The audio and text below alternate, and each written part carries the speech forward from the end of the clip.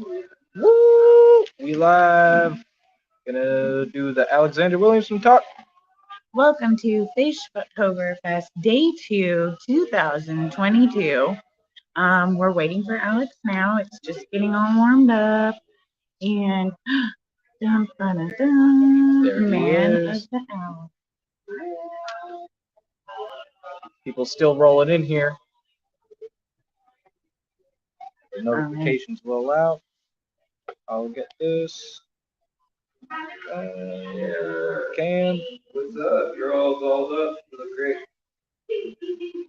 You finally something. I hear a rumor you're down with the film.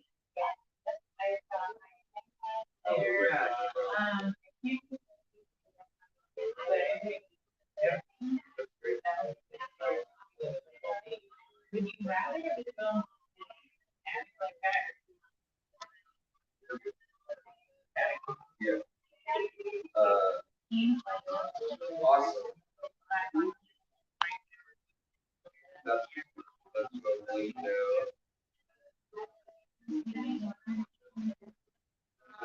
What up, Big Tank Hank? First one in here. Hope you're having a good Sunday, Garrick. You have like your scale under the working in my life. Okay. I'm gonna make it announcement. Hey, I'm actually real. I don't know how to get to the bottom banner. They like normal. When there's some text you know. Ready, Fred? Oh yeah. I'll tell everybody. Yeah. Okay, everybody. Whoop. All right, y'all. Getting ready. Right now. Hey guys, we need to stop right here. So it's on Brilliant fish that are truly tropical in the water, and a little bit about what they look like when they were wild and what they look like now, and then the history on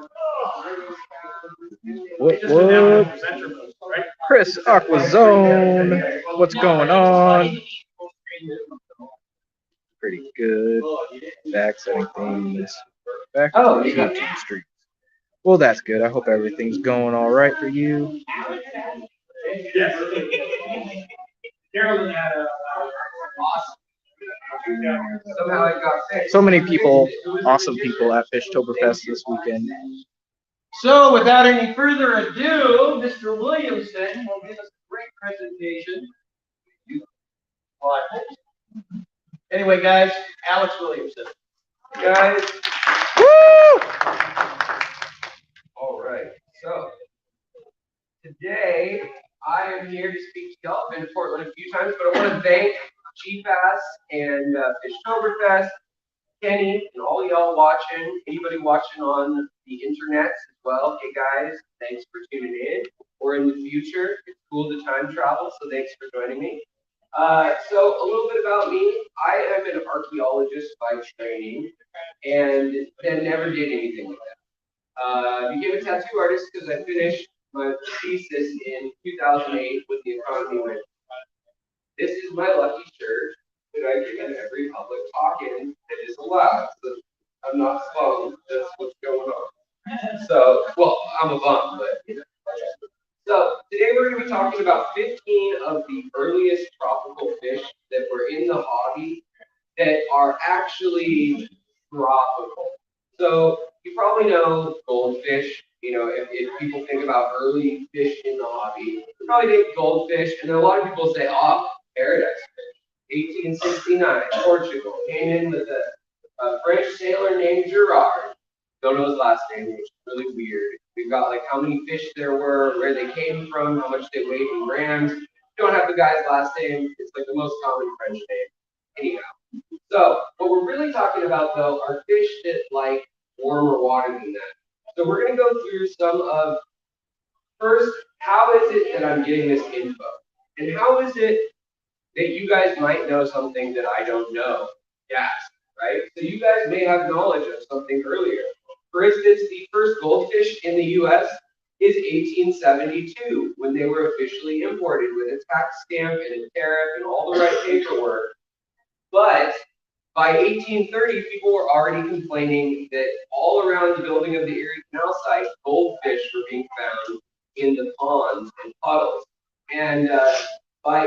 1972, the U.S. government was giving out goldfish, which is a really crazy story that you can read about.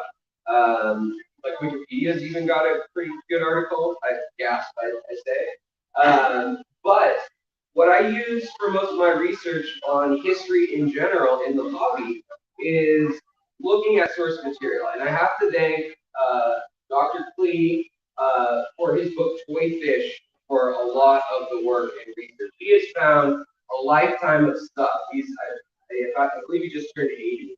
And he has done, 40 years of gathering every magazine and little article and printout. But it's treasures like this from 1922 that you find clubs that just disappeared. Maybe there were 8 members, but maybe they did a really cool illustration. And some of it, you'll be able to see that there are fish like the African butterfly fish. You've got a gourami of some sort, an angelfish, of course, rather like a tropical angelfish, almost like out of the salt water. It's freshwater clearly, and a goldfish, few goldfish that are all together. But you can look at these things and sometimes dubiously, then figure, okay, in 1922, all right, check, we see these fish. All right, okay, a woodcut from 1890, okay, we see these fish. And so if there's not a hard and fast paper trail, a lot of it is looking at artwork. People had portraitures done when they were really into fish. There's also ordering receipts of different people, and manifests from ships are my bread and butter for like confirming something. Germany has a great paper trail of all the tropical fish that came in and out of their country from the 1860s, the Kaiser and all that, all the way up through World War I. Then things weird, whales disappeared. But this is an 1877 New York Journal on Fish Keeping. This is the first widely acknowledged, anyways, like club meeting, journal, pamphlet. And in New York, they met and they spoke in German for the first decade of that club. But what I want you guys to notice before we get into the tropical fish is, what are they talking about in aquaria? Like gar, Wells catfish, pike, sturgeon, sunfish, eels. It's stuff that's native to the U.S. and to the U.K. and to Europe. And this here is your standard fare of what a naturalist would be keeping specimens that were rather cold water in the 18. Really, Jean de la Fougue Hauer, a woman from France originally, a peasant, became royalty by way of marriage. And then she studied in Sicily. She studied Walrus for a long time. But she, or arguably another Dutch guy by the name of Paul came up with the idea of having a box with glass on it. Webster's Dictionary has given her the credit for correspondence with clubs. But nevertheless, before that, it was bowls, fountains, ponds, and the next best thing was jars. But if you guys have ever had a bow front tank that's small, you know that distorts things. And the other thing is, there's no substrate in these. They're just floating a few plants, and they're changing the water every day. And it's however warm the room is, and then they try to acclimate to the room. Well, soon after this, there's big expos in Paris, in New York, Berlin, Chicago, in the 1850s and 60s. I won't go through it all. If you've seen my other talk, you know about it. But aquariums get extremely ornate. People with lots of money start getting into aquariums and start paying big money to charter people to go to exotic places that are being discovered via colonialism. So you've got the race to colonize Africa. You've got South America split up between the Portuguese and the Spanish-speaking world.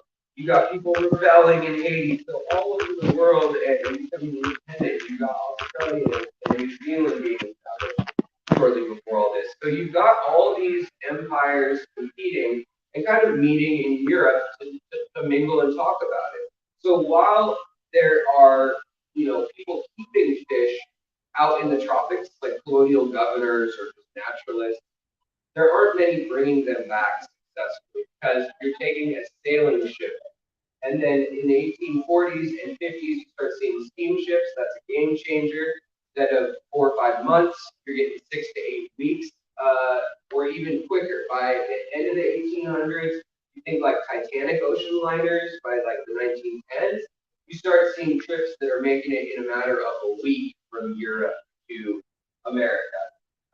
This is one of the first patents in 1912 that was then massively distributed and licensed out. But this actually has heating, aeration, substrate, the things that we would think of today as being a little bit important for your fish to stay alive, taken care of. This is a U.S. patent. This is a U.S. patent, correct? Now, there are earlier patents, including the slate tank model that a lot of you probably know about. So you do slate on the bottom, that's what the kind of peppery illustration is. And then there is a Bunsen burner with either liquid gas or liquid that gas is off, or just a very simple, almost like a sterno that you put, for catering. A lot of them were run on whale blubber, just because that was a very common tool at the time. But if you see number A, that was the big game changer in the 1880s. And these were the main ways of heating. You could have the main column heated. You could keep the whole bottom and hopefully a little air pocket, and they usually do some little ornate thing in the center of the tank on B. And C is just like caveman, like you're just poaching those fish. So you just got to be careful. But as time goes on, people get more and more elaborate with it. So again, this is from that same paper in 1912. Now, as early as 1850, people were proposing things like this, but the filter media, the aeration, the heat, all that worked in together, and being able to do water changes within the system, that's really around the turn of 1900 is when that becomes a product you can go out and buy the parts for and not custom made. However, people did know how to make these things, and people were really into it, and very rich people did have custom setups. So there's exceptions to the rule. We're kind of talking about the hobby at large for most of the talk today. So this right here is called the German can, and it comes out of, anybody guess? Ohio. So there were a lot of Germans in Ohio. They're still a part of Columbus called Germantown. And a guy who, wasn't German, but he lived in Germantown, came up with using dairy containers. And you can see he either put air in the top that was pressurized, that you pump it in there with a bicycle pump from the penny farthing, like goofy bicycles, big deal. Those, when they had the first inflatable tires and the first cars were messing around with tires, by around 1880, he started toying with these milk cans, and he had different systems where he put everything from the heat to, when it was summer, he put ice in the upper chamber, and it would drip slowly down. It wasn't at a low TDS help, but they probably didn't know that that was helping. So a lot of these innovations are kind of dumb luck in a way, and then they take note. For instance, like the Romans knew that their fish wouldn't live without a fountain. They thought it was because they built the fountain to Venus. And they're like, thank you, God Venus. Your fountain is keeping my eels alive. Well, it's just the aeration, right? And it's keeping the temperature cool by breaking the surface temperature and causing more evaporation. So there's things like that all throughout the history of the hobby where you can find exceptions and things like that. But it's really this time that they're figuring out, ammonia, that's what's burning these critters. Air, that's what they're breathing. They're not breathing water itself. And, you have exceptions to the rule where people get this and don't, but by the 1880s is when really the literature is firm and it's agreed upon what's going on. It's not vespers or ethereal, this or that. And it really becomes a science, a multidisciplinary science. And when we talk about at the beginning, Joan Villefranche-Power, she also really gets the credit for being one of the very first ecologists, because she had the idea of, let's take everything in the environment, the snails, the little isopods, and anything that was in the area of what she was studying, either cephalopod or snail or any sort of creature. She did saltwater. But she would say, that plankton, all the little things in the water, it's all needed. So let's bring that all in. And that really became kind of the philosophy for a lot of these tanks early on. It's not until the period when we do start understanding chemistry and start saying, we can in, tanks with no substrate, black, big aeration, things like that. That's when we really the turn of the century, through the 20s, all that gets innovated. Electricity becomes common, and that is really the last thing that was needed because the Bunsen burners are so time intensive, especially if you live in, say, Chicago in the winter. You have to have a disturbance or an apprentice or a grad student and watching that, pumping air into it.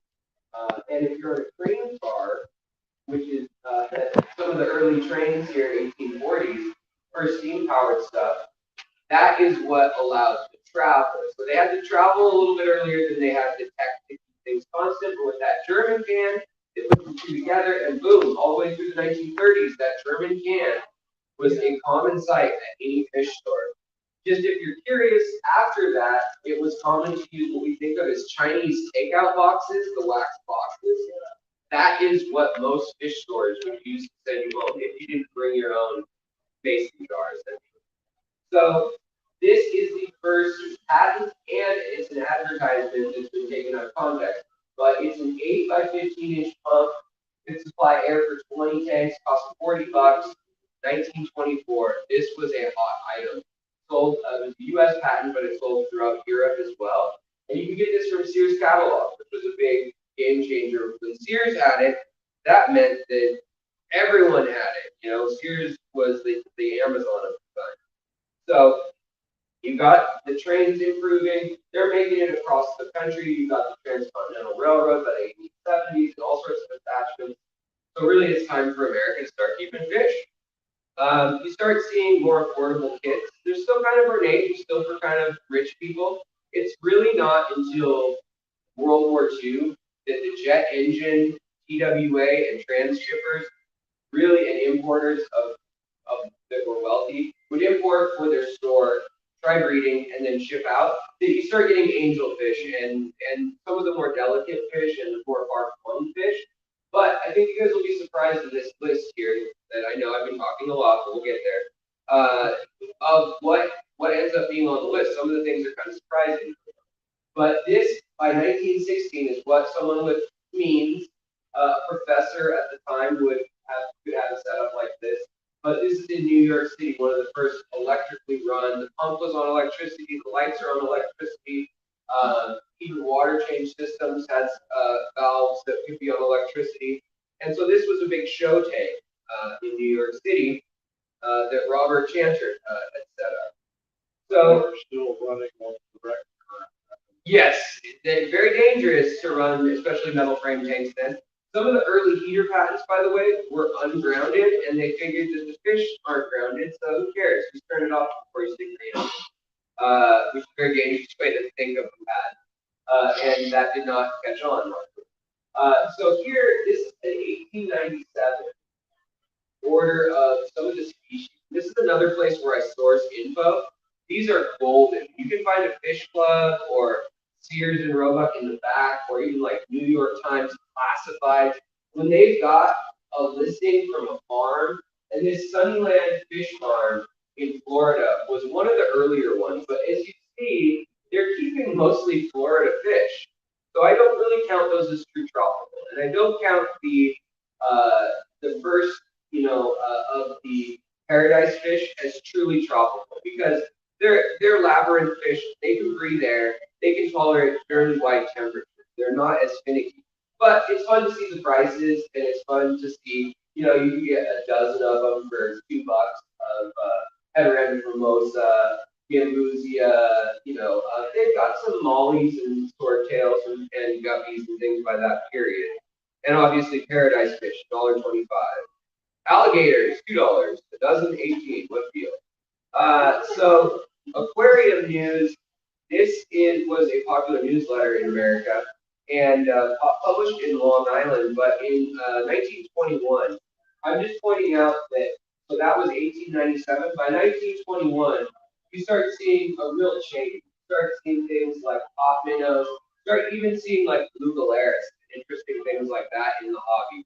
So by the 20s, even the early 20s, we really start seeing truly tropical fish. So that's where we're going to focus just for fun, 1925, by that point, a lot of these Latin names have changed, but you can see that they're bringing in gobies. They're bringing in, right up top there. You've got, by this point, you've got the three-spotted gourami, you've got the powder blue gourami, you've got what's called the thick-lipped gourami now. And that, a lot of those are out of Thailand, Myanmar, out of the British colonial territories or French colonial territories. And as unfortunate as it is, if you've seen my history talks, war brought people around the world. First World War, Spanish-American War, I mean, there's also Crimean War. There's wars that brought people all over the world and were stationed places. Not just salt water did they see, but fresh water too. And that meant that, they went swimming while they're on leave or while they're taking a shower or whatever it may be, and they see these incredible fish. They go home to Nebraska or whatever afterwards, or Liverpool, and they say, you know what, that was so beautiful. I'd love to have that of my own. And then the darndest thing about war, it develops jet engines, steam engines, all sorts of things that have to do with travel and moving things and logistics comes hand in hand. So we do have wars to kind of thank for some of the big jumps. So I just want to say that later on, by the 30s, World War II interrupts the hobby, but also here you can see that you're getting everything from the angelfish is commonly available by the 30s. 1917 is the first breeding of angelfish in America, but it was the price of a Model T for that first pair. And a lot died on the process. Frank Block of San Francisco then, by 1919, has bred his own, spending more than a house to do it. 30 years later, though, the price is down to a few dollars. So it's pretty impressive. I mean, they do lay a lot of eggs. So another thing to show you guys, 1903, last kind of thing that I wanted to point out before we look at the pretty fish is we have pretty fish in our waters, and now we're kind of getting back to that. But like the banded pygmy sunfish, the elastomas, the full-size sunfish, green or red-eared, the bluegill, that's the kind of stuff people were keeping. I have a Boy Scout manual from 1898. It wasn't the Boy Scouts actually, it was a precursor, but it became their manual. It was called The Boy's Guide to Life. And they have how to set up a wooden box crate, seal it with pine tar or creosote. Probably not the greatest for the fish. I don't know, Dr. Anthony, is creosote bad for fish? I would think so.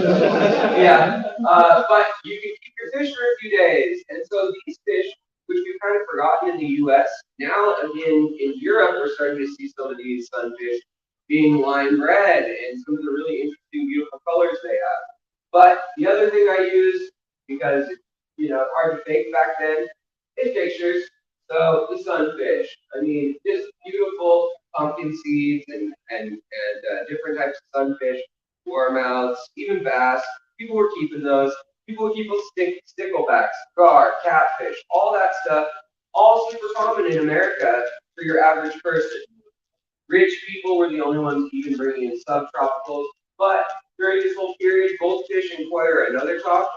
That happened as early as 1568 was the first shipment to Europe, if it looks like now.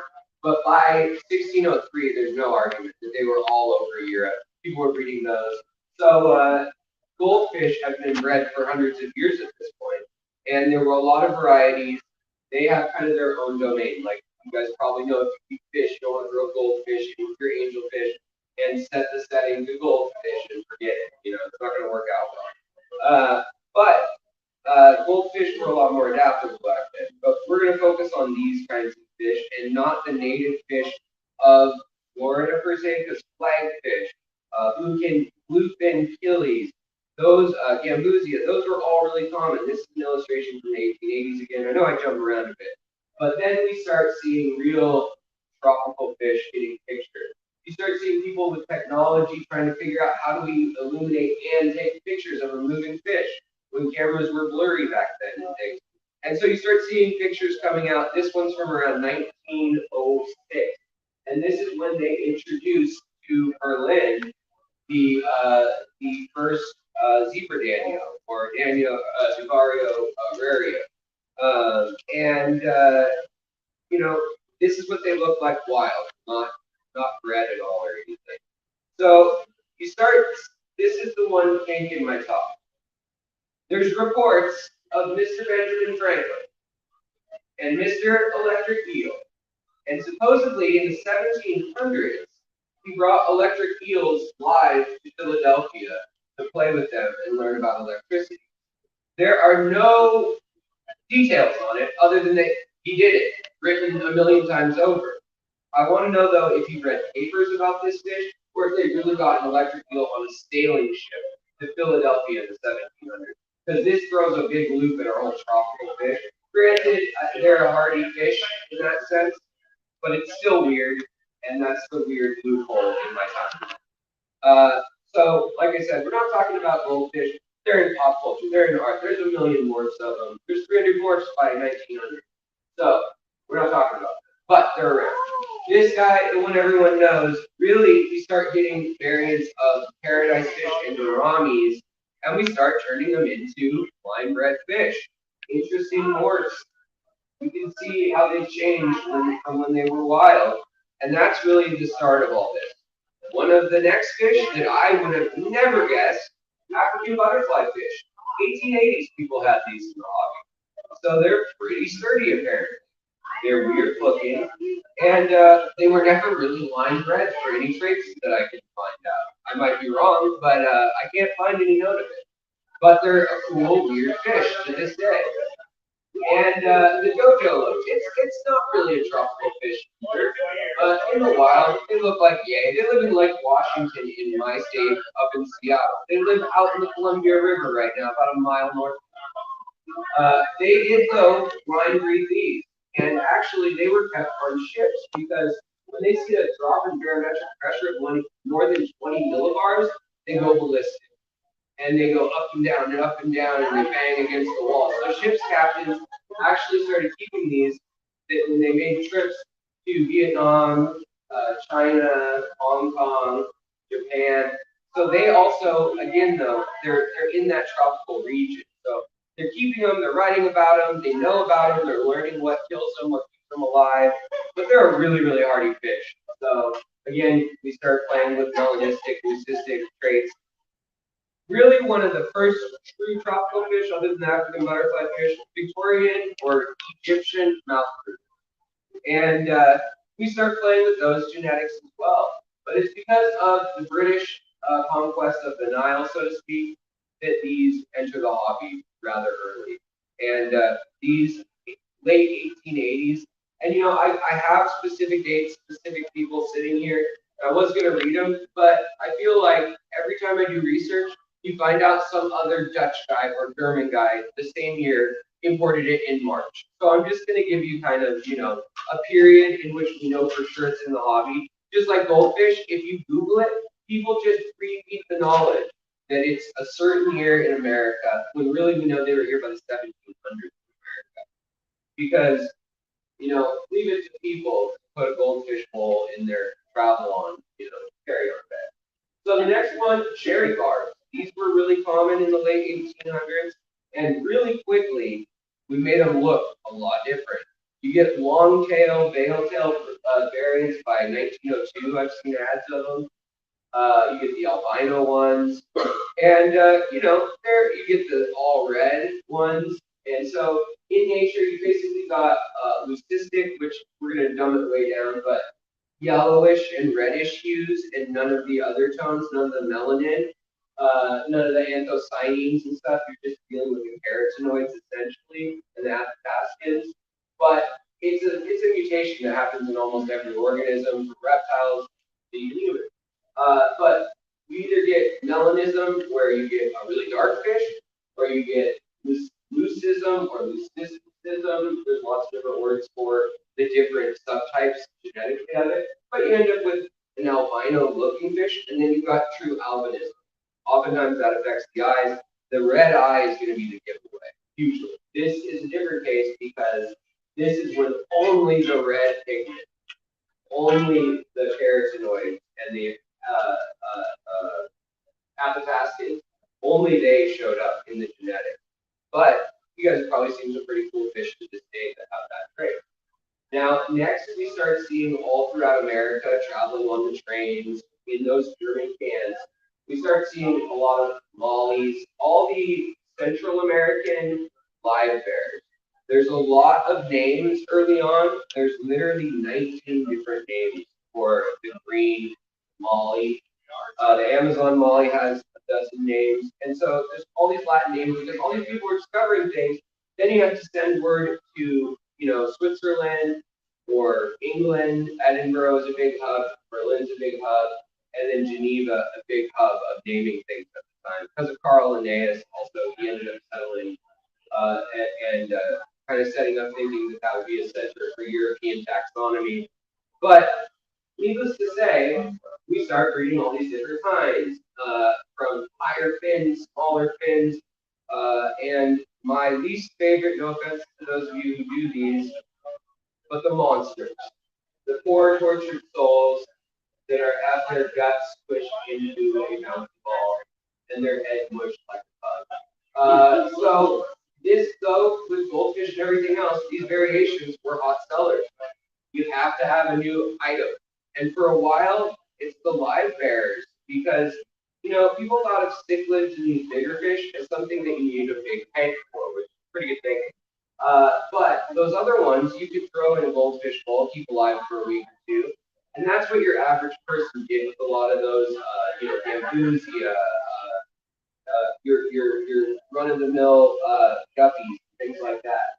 Really, it's your hardcore hobbyists that are forming clubs around the Western world that start bringing in things like the Acara species, the tilapia species. Those are very early, late 1800s.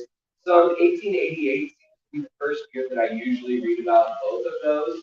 But then quickly, by 1910, there's blue forms. You start seeing the other Acara subspecies from deeper in the tropics. And they all start coming into the hobby, and then finally, popularized by the 30s and 40s, you start seeing the blueberries we know of, which probably did not look like this, but this is what they'll look like now.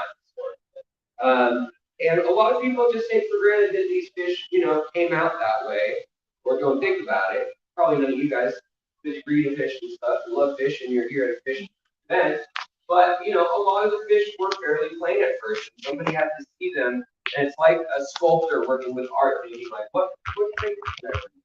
And it's the same, just earlier than this, we're talking about Darwin and Punnett squares, and just the beginning of understanding dominant recessive. Obviously, the agricultural revolution and the domesticating of cows and pets and cats and dogs, that happened before, but now we have it on paper. We have it shareable. People are saying, "Hey, what color's dominant in Poecilia reticulatus? How do I get the blonde color pattern?" And they start sharing this info. Well, another fish that was early on is the lovely little red line or red flag tetra. There's actually about 3 species of Andreas that were brought in, and also there's a hypostoticon that was brought in. That apparently are from a cooler part of Colombia is where they're found, amongst other areas. And that's really one of the first tetras, and that's around 1904 is about the earliest date I've seen. And as I said too, all throughout the Caribbean, you start reading, even all the way, people sailed all the way to Madagascar with guppies in the 1800s. But they kind of stayed in the tropical boundaries. And some people in Florida got them, people in Havana and all these different Jamaica had them. And now they're all over those islands, and they've been out for 150, 160 years in some cases. But it's really around 1900, essentially, that you can find these at a fish shop in, say, Chicago, San Francisco. And so some people kind of think guppies were the first fish, and they weren't, but they were the first craze of like, whoa, you can really do a lot of crazy color morphs with this. Out of the wild, they have a lot of color. Now, the fancier they've gotten, the less healthy they've gotten for the most part. But you used to be able to keep a guppy in a fish bowl doing water changes, no substrate, and just water, no aeration. And that's not going to work out as well for most guppies these days.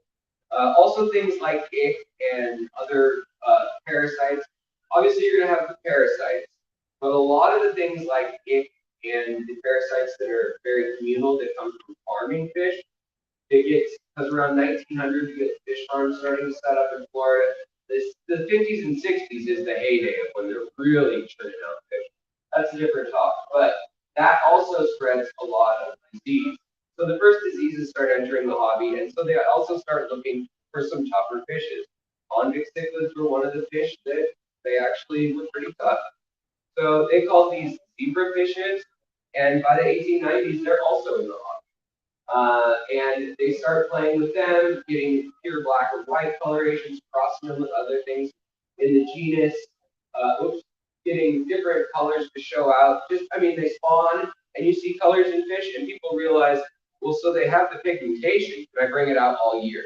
So you start seeing different variations, and people start playing with them. And now today, we've got quite a few different varieties, including like a polar Arctic, parrot convict cichlid, and the Honduran red point is wild, but it's had the red all brought out in it. Now, another one that was very early and maybe tied for first American tetra, but Europe didn't get it right away, is the Mexican. Either the blind cave or its normal counterpart in the stream. But those were also, far enough north. They usually didn't freeze, but they can tolerate 50 or 60 degrees. And so that gave them the leeway to travel. And then if they were cared for, you could keep them. Again, I mean, they can be kind of pretty, but they're nothing like the guppies and things. This is another one with guppies, but it happened after guppies. Those are wild bettas. So Betta splendens was very popular, but in Southeast Asia, I have an entire hour-long talk about how now we know through mitochondrial DNA, these things have been kept for 2,000 years plus. It's probably rivaling the goldfish koi now because we see recessive genes bred. So unless the entire population was bottlenecked in a pond and then moved to a different pond and bottlenecked with a different gene, you see them going from wild to having longer fins, and there were a lot of varieties in the tropics, but again, they didn't travel as well, so they usually brought the more wild species back, and then they line bred them in America or in Germany or in Prague, wherever it was, from there.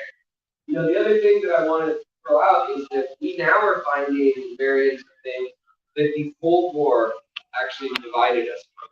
So the wall went up, so to speak, and the communists encouraged fish clubs because smart guys and gals who are bored or done with work for the day, they tend to start revolutions if things suck.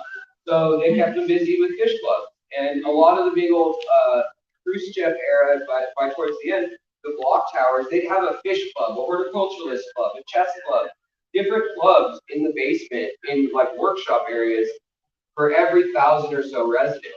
And so they started breeding, especially right along the western border, because then they sell it to the west through clandestine means. But they would start doing like this block tower is just going to do a piston. And so the Soviets actually helped them bring back quite a few fish. Now, at the same time, America went out, did World War II, took over the Pacific, again, got back the Japanese, get Hawaii. That opens up a lot of trade, and a lot of the Asian fish are coming in. But also when we took over the Philippines in the Spanish-American War, that did too. It was such a faraway place that, it's hard to even today to talk about how far away that is. But as time goes on, from 1910, when the first betta hits San Francisco, 1910, 4 months later, it hits New York. 1910, 8 months later, end of the year, it's in Florida, it's in Chicago. So these were a hot ticket right away, and they actually survived travel, which was great because they're labyrinth fish. So they're kind of like paradise fish. They just need a little warmer, and that's doable in the summer. But you start seeing things like the full moon and half moon and the noodlies thing that I forget the name of. But you start seeing all the different fin mores. You see them crossed with other things in the genus. See things like alien bettas today, which are probably machiensis and something and a splendens crossed over time. But again, it gets more and more ornate. People get into that completely. And they're not really a show of what we can do technologically as a hobby in keeping things alive so much, but they are a show for what we can do with breeding, and it happened quickly with them. Mostly because those genes were already locked in from the Thai culture, breeding them for 2,000 years.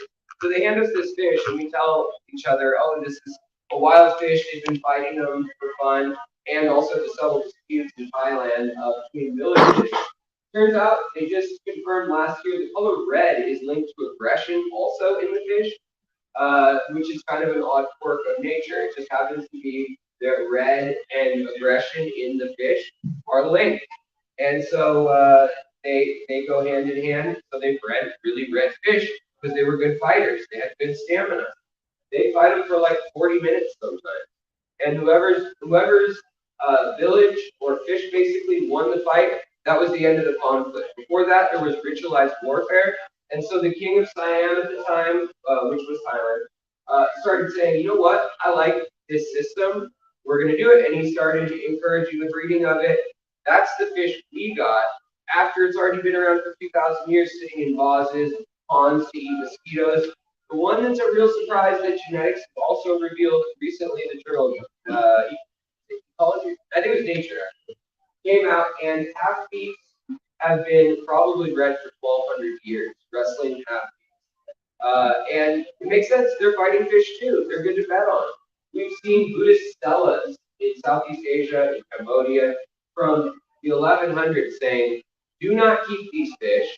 They're illegal to keep without the king, emperor, whoever, without their approval, because it leads to drunkenness, fighting, gambling, and violence essentially. And so they actually taxed them. You had to get stamps for bettas. They were like contraband. But by the time we get them, we didn't really know all this, and we were like, oh wow, what a beautiful blank slate of a fish that we can just totally bring all these crazy traits out in. When really they were using them for many purposes for many years over there. And we're not even really figuring all this out until like today. We're still working it all out. So another one that people don't expect, Coriolis paleatus. They are the little peppercorn.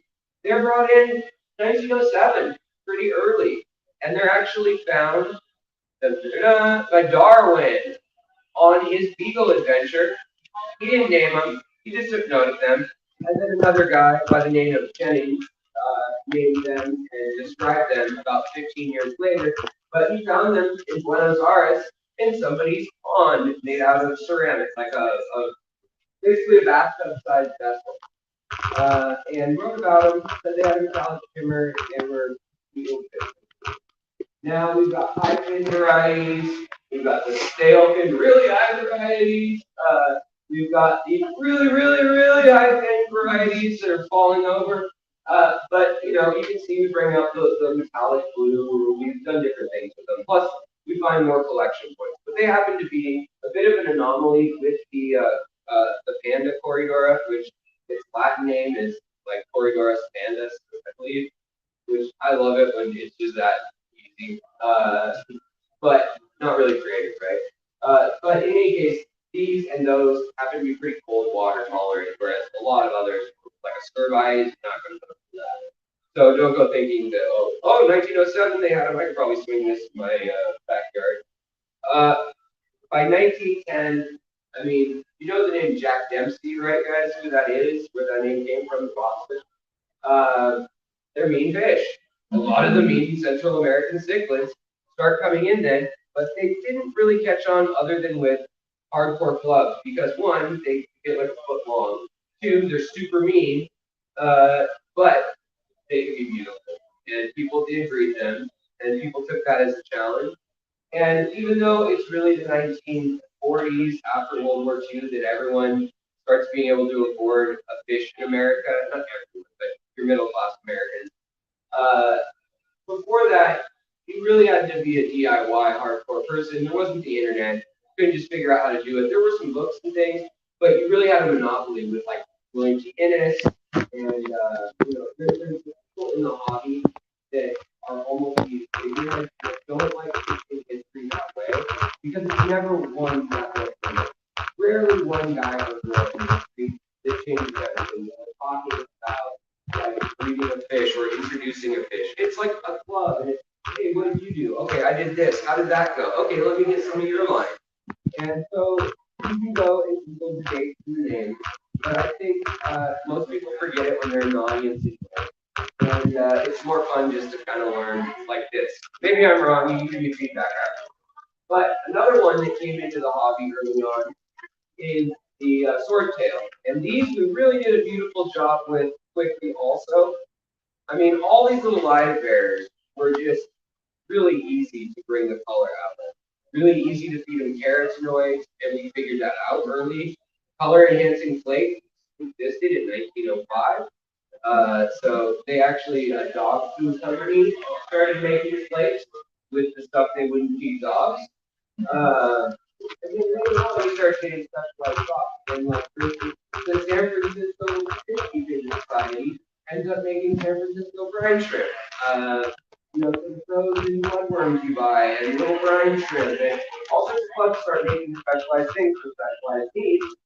And again, this is just kind of now what we're seeing bred into the swords and things. Start seeing us emulating koi with little live bears. There's also us finding new wild types all the time and reintroducing them. So I didn't want to mention that, but this is incredible on its own. And I guess Rusty Wesses has this line, but apparently it's a wild line, which I was dumbfounded. So yeah. All right. So the next one, and this opens a huge doorway, is the blue Gularis. The blue Gularis enters the hobby mostly in Germany. Americans are reading about the blue Gularis and not so much keeping it right away because it's a quicker trip from West Africa to Germany. Spain also has a lot of people in Barcelona keeping them, Portugal as well. But then we start seeing a flood, all called blue Gularis, red Gularis, orange Gularis, and they're different genuses completely. If you guys have ever looked at how many killifish there are in West Africa, there's a lot.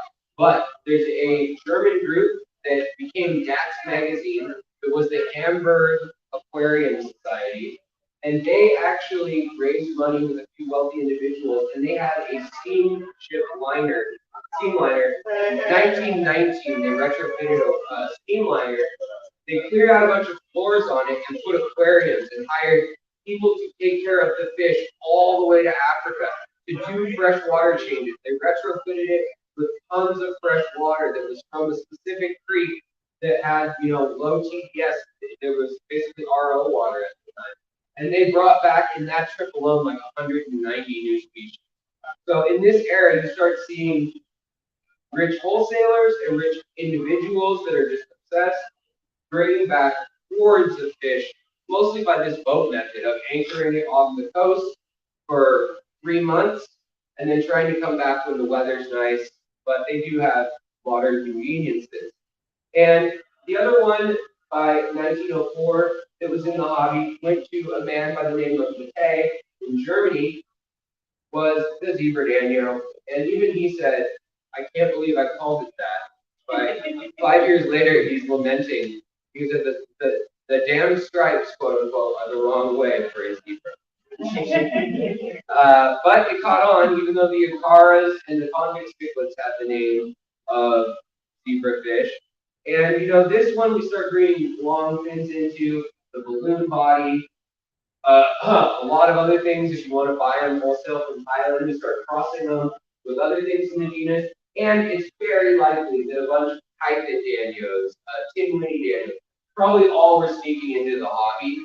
They all have pretty similar care, and a lot of them look similar. So probably there were other varieties in there. But that's going to be the last of them of this talk. And I'm going to leave you with what we've done to them most recently. Yay! Corridors hit last week, and the angelfish I just found out from someone at the company are on their way. All right, so after this, the next talk I'll give, or if you want to check out, I forgot to say, I have a YouTube channel. It's called The Secret History of Living in Your Aquarium. This is the kind of nerdy crap I talk about, and anything that's newly published science in the hobby, That's what we're there to talk about. Yeah, I'll do a few videos on 5 red fish that are red. But I try to keep it pretty, late night public access, C-SPAN, like this talk, and factual if I can. Actually reading the papers and things. The angelfish are very emblematic of the next talk I'll be giving on. And actually you can go and get a sneak peek of the history of the first angelfish in America. It's a 45-minute talk alone, but it's all about 1917 through 1919, the race in all the big cities of who's going to do it. Frank Locke and Philip Ross and a bunch of other guys that are racing in both UK all over America. And that is the next level, I would say, where you start getting into discus, start getting into Tanganyikan fish in the 60s and things like that, where they need very special care, cup fish that are really unique. And I'm going to leave the talk where those 15 tropical locations were that we covered, and leave you there today. So thank you so much for coming out and listening. If anybody has questions or whatnot, I'm happy to take any. Or if you want to go buy stuff and go get a Pepsi or something harder, I wouldn't blame you. So thank you guys. Appreciate it. Woo!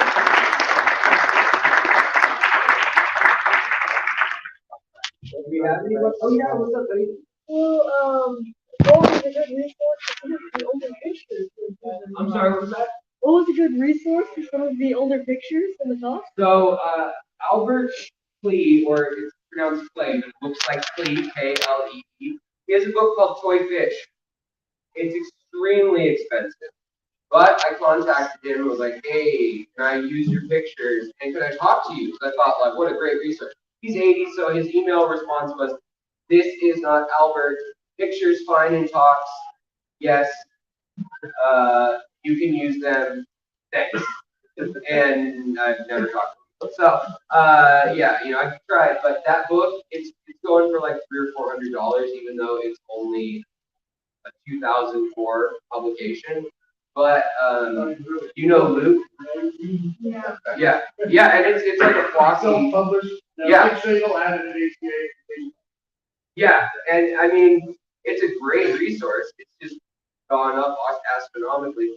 It's really the best book on the history photographically that I've found. There's other history books, but really, a lot of them copy what other people wrote because it's hard to know what the Germans have.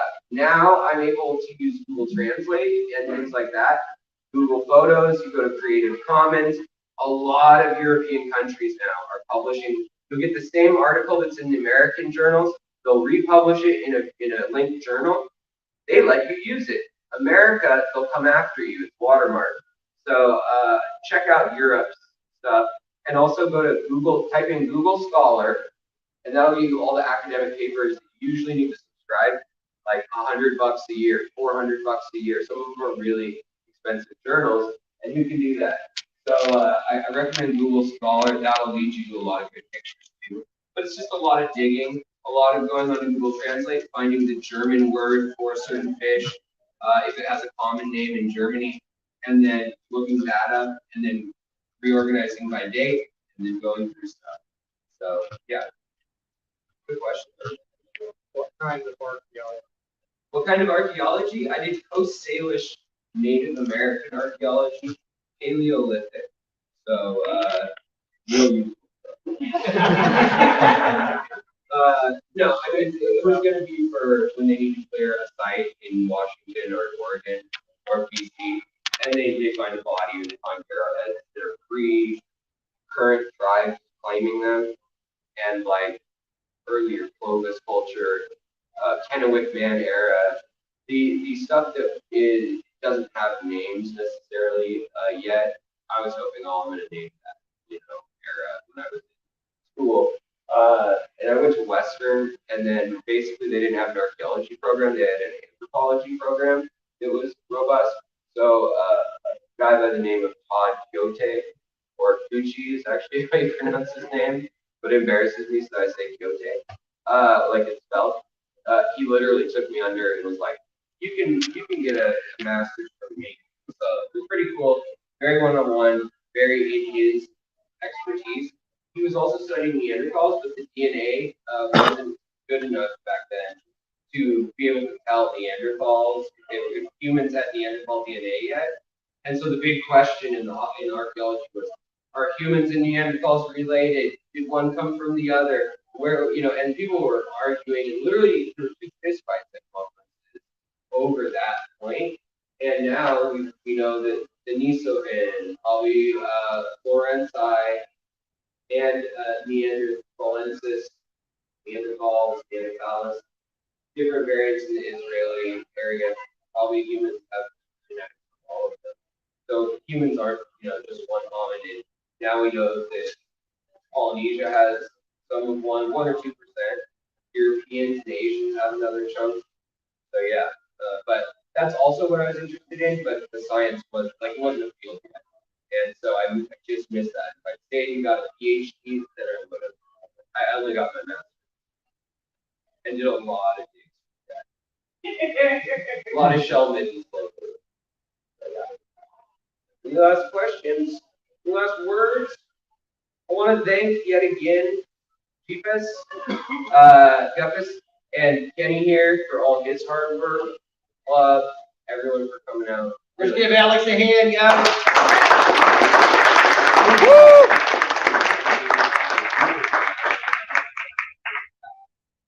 If you want to get dirty with me, want to get fishy with me, secret history living in your aquarium, and there's. All right, guys, so about 1 o'clock, the auction's going to start, so you got time to check out the vendors for a little while longer, and in this room, it's going to be in this room, yes. All right, y'all. That is the talk. Hope you all enjoyed it.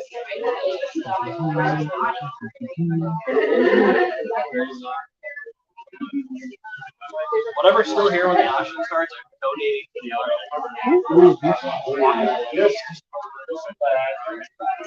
Ooh. Oh, careful. Are you streaming? Yeah, I'm still streaming. Still streaming. Yep.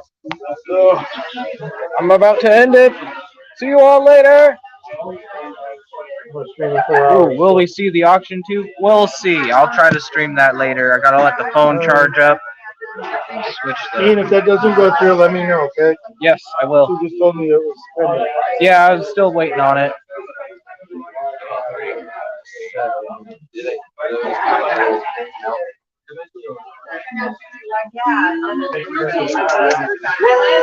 We are here. Hello. Back to FISHTOBERFEST. Enjoy it all. I will try to do another live today for the auction. Peace.